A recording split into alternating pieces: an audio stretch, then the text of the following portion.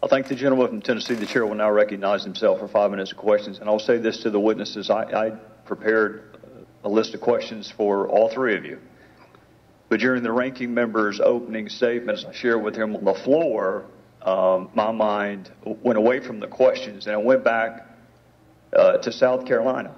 In the very same month, the very same year that the IRS was conferencing in Anaheim, we were furloughing law enforcement officers.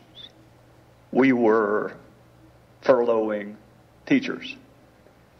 Prosecutors in my own office were furloughed. Secretaries in my own office were furloughed.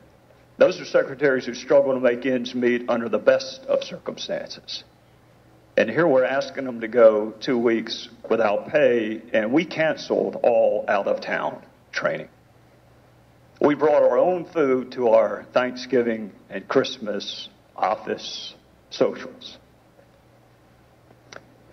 We started an anonymous fund to help our fellow employees who were struggling to make ends meet.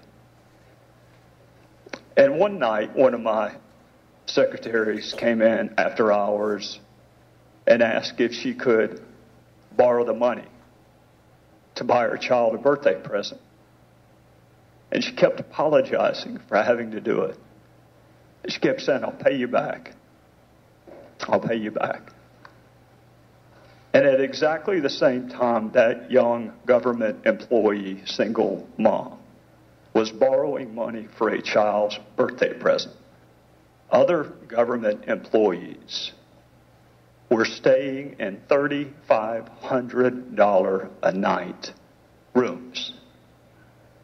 Other government employees were spending more money on promotional materials than that young woman makes in a year. And other government employees were spending more money on audience participation tools than that young woman makes in a year. So, Mr. Inspector General, I appreciate the work that you've done. But with all due respect, this is not a training issue. This cannot be solved with another webinar.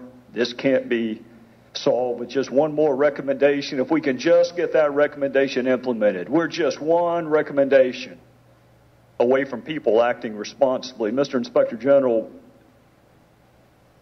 we can adopt all the recommendations you can possibly conceive of. I'll just tell you, it strikes me, and maybe it's just me, but it strikes me as a cultural, systemic, character, moral issue. The IRS has been in existence, depending on how you want to count, either since 1862 or 1918. But in either event, they've had 100 years to figure out that while your fellow Americans are losing their jobs and their health insurance and their homes, you do not spend $4 million at a conference for which there is no accountability. You do not hire people to make meaningless speeches or artists to paint paintings of Bono. When your fellow citizens, the ones who pay your salary, are struggling, that is a character issue. Training cannot fix that.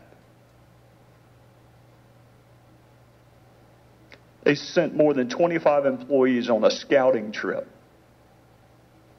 to see whether or not the hotel was okay. That's not going to be fixed with training, Mr. Inspector General. When you got law enforcement officers being furloughed and you've had 100 years to figure out how to act appropriately, you don't need an IG report to tell you that spending $27,000 for someone to talk about how random combinations of ideas can drive radical innovations, there's not a webinar in the world that's going to fix that. So, Mr. Inspector General, in reality, it just strikes me that we just need one single recommendation. Start over. This entity has not only targeted citizens that it was supposed to serve, it's allowed itself to be used as a political tool. Not only does it have access to our financial information, it will soon have access to our health information. Those are details that we don't share with people that we do trust.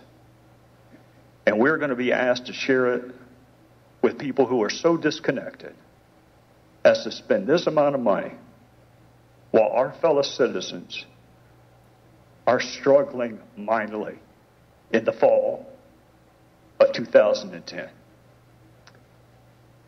I don't think training is going to fix it. I think replacement might. With that, I would recognize the gentleman from North Carolina, Mr. Meadows.